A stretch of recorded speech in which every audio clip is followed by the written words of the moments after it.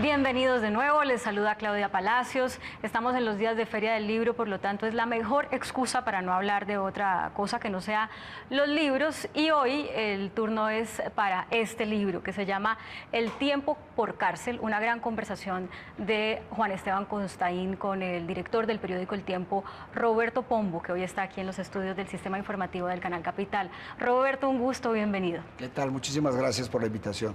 Bueno, pues le quiero decir que yo leí este libro como en 3 horas. Usted es culpable que me haya trasnochado un día de hace unos días, pero es muy rico de leer, muy interesante, no solo para el ejercicio del periodismo, sino porque es una radiografía de momentos muy importantes del país. Quiero preguntarle por qué en este momento decidió contar. La verdad fue como una serie de casualidades que coincidieron unas con otras. Yo venía conversando con Juan Esteban Constaín, que es historiador, y le fascina estarle preguntando a la gente por el pasado, por la historia. Le gusta mucho hablar con los viejos. Espero que no esté viendo en mí a un viejo, pero entonces siempre pregunta por episodios y tal. Y era una parte de una conversación totalmente informal. Cuando la editorial, Gabriel Iriarte, le dijo a Constaín que estaba trabajando en una línea de entrevistas con periodistas, distintos libros de entrevistas con periodistas, para mostrar un poco la realidad del país a través de la mirada de algunos periodistas. Entonces, seguramente yo no sé muy bien quiénes están en eso, pero saldrán otros. Pero esa fue la razón. ¿Pero ese es el primero de esa serie? Yo creo que sí. Yo creo que es el primero de esa serie y entiendo que hay otros. Es muy difícil adivinar quiénes serán los siguientes. Sí, pero en fin, esa fue la razón de la ocasión, no hay ningún otro motivo. Bueno, y se sentaron a hablar como un año entero y él extracta de una manera magistral una conversación que parece como de un día. Claro, ¿no? y que tenía la dificultad de ver que episodios sobre los cuales se habla, que estaban en desarrollo, pues no terminaran siendo sobrepasados por los hechos, por los acontecimientos, sobre todo en el caso del proceso de paz, que es un poquito el hilo conductor que uno puede insinuar en el libro. Ya que me cuenta cómo fue ese trabajo, pues no sé si esa intención que se nota mucho en el libro de contar por qué un medio de comunicación tan influyente, de tanta trayectoria como El Tiempo, es un medio gobiernista y así tiene que ser. ¿Fue una intención suya en la conversación o fue una intención de Constaín de dejarlo como muy claro? No, pues tanto fue la intención de Constaín que terminó siendo casi una exigencia. Es decir, porque él pensaba que él no podía tener una conversación conmigo sobre historias periodistas, sino preguntar de fondo qué era ser director del Tiempo y cuál era el pensamiento que yo tenía sobre el Tiempo y por qué el Tiempo era como era. Y además porque El Tiempo por cárcel, porque cuando uno lee el título, claro, lo asocia con que usted es el director del Tiempo, pero las letras no son del mismo tipo del periódico El Tiempo. Entonces ahí hay como una intención. Ahí hay un juego de palabras que eso surge más o menos de una broma que yo le decía a mucha gente, o le digo a mucha gente cuando me dicen, bueno, ¿y usted va a estar en su oficina? Entonces digo, sí, claro, si yo tengo El Tiempo por cárcel, es una broma. Entonces, en la búsqueda del título, que era muy difícil, que además había unos títulos absurdos, hubo un momento en que el título era La culpa fue del Papa, y era por cuenta de que en la conversación aparecía el Papa, como la presencia del Papa en Cuba, como responsable de unas cosas que sucedieron en la negociación con las FARC que salieron mal y que se apresuraron y todo, y yo dije, pues eso fue culpa del Papa, todo ese apresuramiento. Entonces Constaín dijo, ese es el título y no sé qué, después nos pareció un poquito loco y terminamos en ese. Es evidentemente un juego de palabras. Pero juego de palabras o lo que sea, la verdad es que describe algo que es una realidad, y es que El Tiempo, ser director del diario El Tiempo, sí es de alguna manera tener una cárcel por esa gran responsabilidad de decidir El Tiempo de ser un periódico gobiernista. Sin duda. La palabra no es gobernista, porque El Tiempo no siempre... El Tiempo es institucionalista, pero funciona inclusive para muchas cosas que no tienen que ver con afinidades políticas ni con cercanías de esa naturaleza. El Tiempo es institucionalista y en ese sentido imprime carácter y no es un medio en el que alguien pueda llegar a hacer malabares políticos a correr el riesgo de cometer muchos errores porque es también una institución. Entonces, ahí está un poco reflejado ese sentimiento, esa actitud y la defensa de esa actitud. Usted dice, aquí en la página 156, dice, esa razón, o sea, la del Tiempo como periódico institucionalista, tiene que ver con la estabilidad del país, por acartonado y anticuado que suene, con la certeza de que aquí todo puede desbordarse muy fácilmente y el Tiempo es una especie de soporte para que las cosas no se vayan al diablo y el país con ellas. Y yo quiero decirle que puedo estar muy de acuerdo con usted, pero que no puedo dejar de preguntarle esa actitud mesiánica que a veces creemos los periodistas que tenemos, que sí, que tenemos que cuidar la estabilidad, pues también puede ser un error.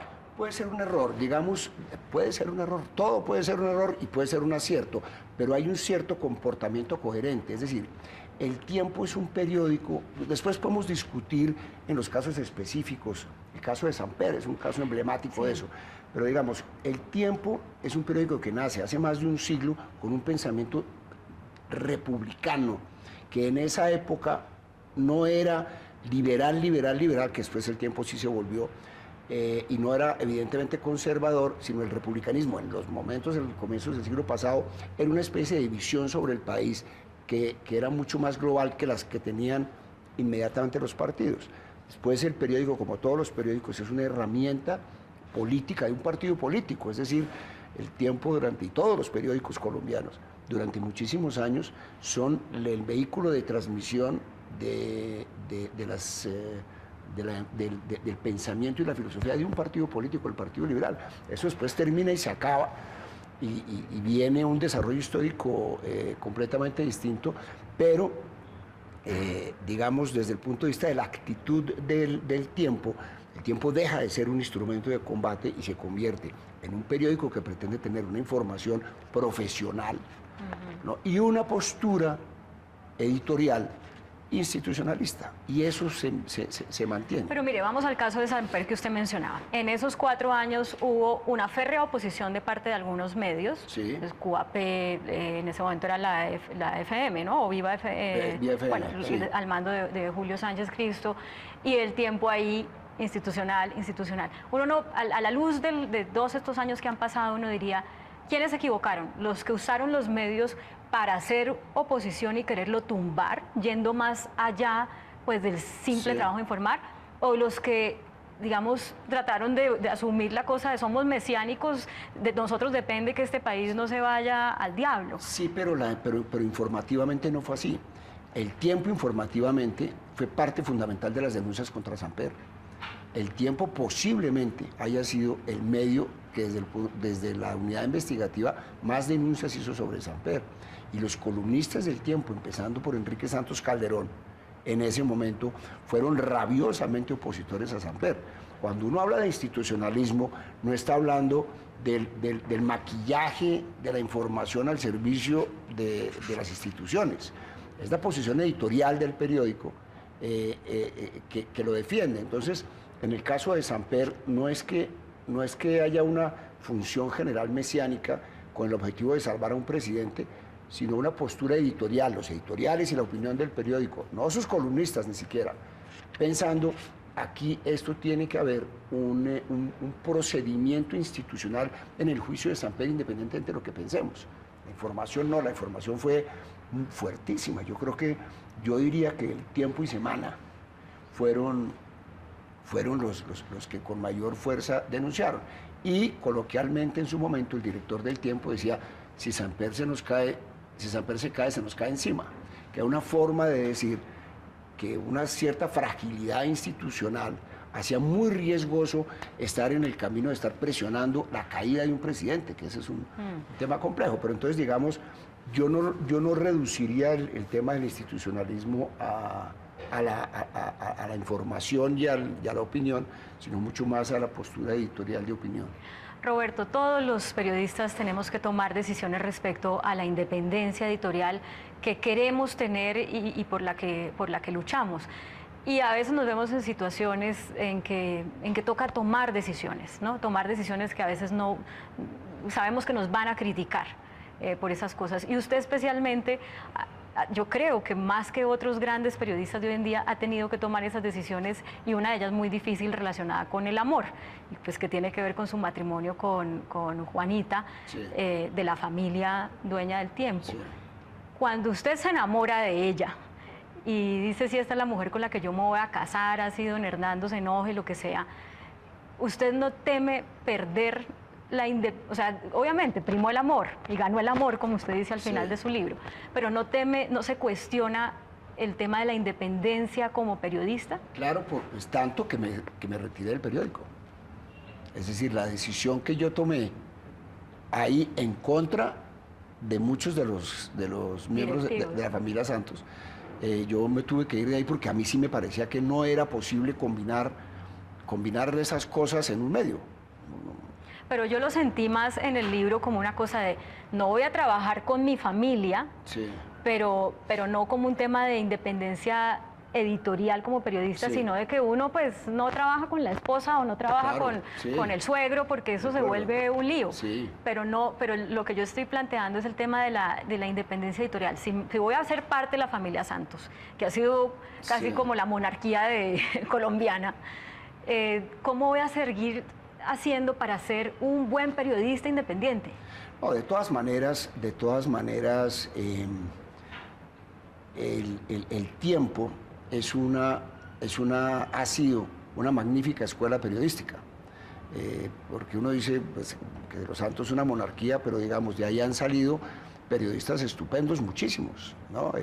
El director de Semana es de esa familia, Enrique Santos y Rafael Santos, que fueron director del Tiempo, son unos tipos con una trayectoria periodística impecable, de manera que yo no veo que esa cosa, evidentemente, uno queda clasificado en un clan, evidentemente, pero eso pasa con todo y frente a eso no hay nada que hacer. Frente a eso no hay nada que hacer. Lo que resultó más complicado fue mi regreso después al Tiempo, cuando yo estaba en México, porque en principio nadie que tuviera vínculos familiares podía ser contratado en el Tiempo a partir de un determinado momento, salvo que tuviera unos títulos universitarios, esas vainas las cuales yo nunca tuve, y sin embargo hicieron una excepción y me trajeron al cargo de editor cuando murió Enrique Santos Castillo. Ya. Mire, sobre ese tema de la independencia también quería plantearle varias cosas que usted dice en el libro sobre el expresidente Pastrana, porque usted pues no sé si lo conoce, pero digamos relación profesional fue en TVO y cuando él salía y usted entraba. Sí. Entonces, él casi que pues le abre un puesto, ¿verdad? Sí. Cuando usted todavía no tenía como mucha estabilidad laboral, que digamos. Pero después usted termina criticándolo cuando cuando el tema de que pierde con Samper, usted le llama mal perdedor, sí, porque él empieza con todo este escándalo de los narcocassettes. Después también termina diciendo que el más vago de clase es el que va a ser un presidente y él se molesta por eso. Pero después termina ayudándolo a hacer su proceso de paz en el Caguán. Sí. Esos vaivenes con el poder, ¿cómo se manejan? Es que, digamos, yo he tenido por mi oficio cercanía, y por mi oficio de cercanía con muchos presidentes y expresidentes y con todo esto, y ninguna amistad de fondo, por decirlo de alguna manera. Es decir, cuando yo trabajé en TV Hoy, el que me respaldaba contra el Partido Conservador era Misael Pastrana, que era el dueño del noticiero, que inclusive se enfrentaba con la gente del directorio conservador que me presionaban a mí para que dejaran que el periódico hiciera lo que fuera. Yo trabajé con Andrés Pastrana un tiempo porque yo fui a reemplazarlo a él cuando él se fue de candidato y tuvimos una relación evidentemente cercana, en este caso de colegas, y después él se volvió político, después se volvió presidente, pero digamos que yo nunca he tenido, entre otras cosas porque no es mi estilo, la descalificación absoluta de nadie. Yo he procurado siempre tratar como de entender cómo es la gente y que tratar de rescatar, inclusive a veces se me va la mano, las cosas positivas que tienen ellos, de manera que yo no he tenido ninguna relación virulenta con nadie, pero la otra tampoco. la de la gran cercanía. No, usted no, o sea, no se hace amigo y por eso pueden en un momento criticarlos y en otro momento ayudarles. Pero además amistad en ese sentido, es que uno tener una relación cordial con la gente no lo hace. Y claro, yo he trabajado en el tiempo con los Santos. De los Santos terminaron el uno siendo vicepresidente y el otro es presidente.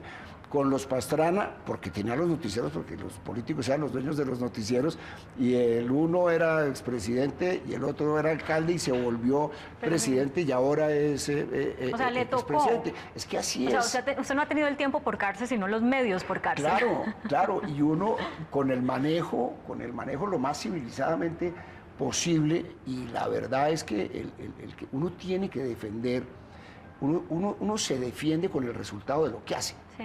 Uno no se puede defender de las presunciones.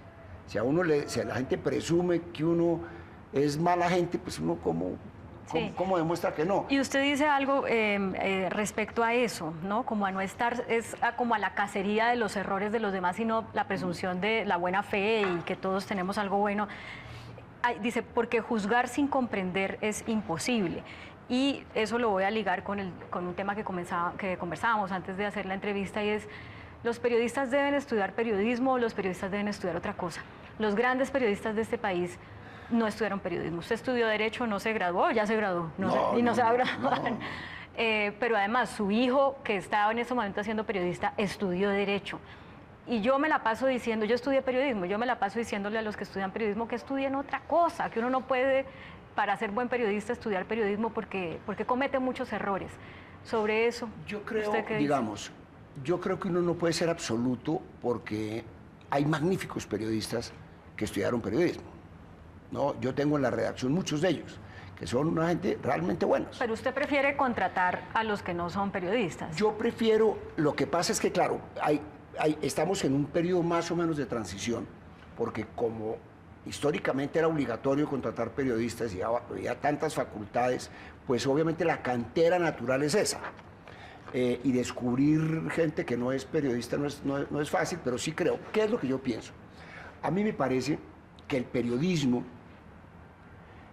no es una carrera, no debería ser una carrera. Es decir, el periodismo como estudio, porque no es una materia en sí misma. Sí lo son todas las demás. La historia, la filosofía, la ingeniería, el derecho, todas las materias tienen una lógica, y tienen una lógica de pensamiento y un desarrollo histórico y unos puntos de referencia muy fuertes y muy sólidos.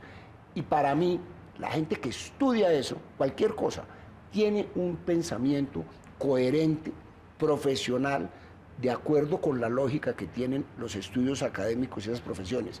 El ingeniero que no se le pueden caer los puentes, eso tiene una lógica. El historiador que ha estudiado la historia en sus secuencias tiene una lógica y tiene unas referencias. La filosofía, el derecho, todo. El periodismo no es nada. La comunicación es una cantidad de información. Para informar hay que tener un contenido. Que se pierde, entonces se pierden unos puntos de referencia, creo yo, que tiene las otras carreras. Es decir, yo no sería tan absoluto como para decir nadie debe estudiar periodismo, pero yo sí creo que el periodismo, desde el punto de vista académico, debe hacer un posgrado. Un posgrado. Y ustedes en el tiempo crearon una escuela de periodismo a la que no van necesariamente periodistas. No, en la primera, estamos en la segunda promoción. En la primera, la mayoría eran periodistas. Ya en la segunda, por lo menos la mitad no lo son, ¿no? Y la verdad es que tampoco vamos a excluir a los periodistas. No hay razón para excluirlos, porque lo que hacemos es que las facultades nos los recomiendan por su rendimiento académico y, en fin, por muchas otras consideraciones. Nosotros hacemos un examen rigurosísimo y entonces quedan descartados muchos, uno que tiene que ver con información general, con actitud, con trabajo bajo presión, no sé qué. Estos son todos estudiantes que están terminando ya su carrera para graduarse. Y nosotros tenemos un currículum diseñado para nuestras necesidades, para las necesidades del tiempo. Y el número de estudiantes son el número que creemos nosotros que podemos enganchar. Pero no todos los enganchan, ¿no? Todos Y también enganchan gente que no ha pasado por ahí. Claro, claro, Sí. claro que sí. Pero entonces, eso nosotros, ahí estamos tratando de formar gente que nosotros creemos que debemos tener, y buena parte de eso, volviendo al origen de la pregunta, es que hay muchas personas que no están estudiando comunicación y que son y serán unos magníficos periodistas. Magníficos periodistas. Casi al final, y usted reitera una cosa que dice al principio y que tiene que ver con el optimismo. Usted dice que usted es un optimista, y mi curiosidad es cómo, estando tan cerca de la realidad, estando tan cerca de las dificultades de gobernar un país, este o cualquiera, puede mantener el optimismo y pensar que las cosas pueden mejorar, cuando en realidad cuando uno se mete a estudiar cada problema de la economía, de la política, encuentra que es que, mejor dicho, si no estamos peores porque son milagros, ¿no? Sí. ¿Cómo mantiene ese optimismo? Por observación, es decir, si uno puede mirar las cosas de mil maneras. Si uno mira a Colombia, desde que yo empecé a hacer periodismo, ve que el país ha pasado por unos horrores, en todo sentido, de violencia, de exclusión social, de injusticia, de corrupción, que mirado cada uno de esos elementos uno dice, esto es un horror, ¿sí? Mirado desde una forma un poquito más panorámica, este país hoy es mejor que el país que yo vi hace 35, 40 años, sin duda. Este es un país que es más incluyente, que hay menos pobres, que sigue habiendo una injusticia enorme, pero es menor la injusticia que había en ese momento, de manera que uno no puede simplificar las cosas y decir, es que esto es una porquería, porque la evidencia, ahora, que debería ser mejor, pero sin duda, que hay cosas horrorosas, pero sin duda, que el aparato de justicia está enredado, sin duda, que la corrupción es enorme, pero sin duda, sin duda. Pero yo sí creo que uno no puede, digamos, el optimismo no tiene que ver con la ceguera, el optimismo tiene que ver con una vista un poquito menos inmediata de las cosas, pero entiendo que cuesta trabajo cada día. Sí, cada día es un cuesta esfuerzo trabajo, para ser optimista. ¿Hasta cuándo va a tener el tiempo por cárcel? No sé, no sé, yo creo, no sé ni si esa vaya a ser una decisión mía, si yo me vaya a retirar o me saquen. Pero a usted, ¿qué otra cosa le gustaría hacer? Así como cuando uno le preguntan a los 15 años, ¿qué quiere ser cuando grande? ¿Cómo se ve en 20 años? ¿Qué quiero ser cuando grande? No sé. Yo digamos que yo no me imagino retirado del oficio. Seguramente me retiraré, por supuesto, porque ese es el ciclo natural de las cosas. Pero digamos, cuando yo no estoy trabajando o cuando yo no estoy viviendo con la mentalidad de periodista, yo no sé qué hacer. Yo no sé qué hacer. Es decir, yo estoy en mi casa, pues puedo leer o puedo entretenerme con ciertas cosas, pero la lógica general de mi pensamiento, de mi actividad, de mis preocupaciones, de mis horarios, de mis conversaciones, son las del oficio. Entonces no me veo... Pero bueno, usted puede decir que uno puede estar en la cárcel y estar feliz. Claro. Claro. Es que qué mejor cárcel que esta. Este es un oficio muy, muy agradable, este es un oficio muy, muy enriquecedor, es un oficio que tiene muchas responsabilidades. Es un oficio que está planteando permanentemente discusiones éticas, cuestiones políticas, cuestiones humanas, de solidaridad, de un montón de cosas, y cada día, a pesar de que parezca medio rutinario, cada día es distinto. Cada día pasan cosas distintas, sí. Cada día hay retos distintos, cada vez se encuentra con gente diferente, de manera que sí es una cárcel muy agradable, muy una cárcel 5 estrellas. Exactamente. Roberto, muchas gracias. Yo hice aquí como una especie de coaching personalizado de un director de muchos años y de grandes ligas a una que apenas está empezando con esta responsabilidad. Muchas gracias por estar aquí en los estudios. A ti, Claudia, muchísimas gracias. Bueno, a ustedes muchas gracias por acompañarnos. Recomendado El tiempo por cárcel, Roberto Pombo, conversaciones con Juan Esteban Costain.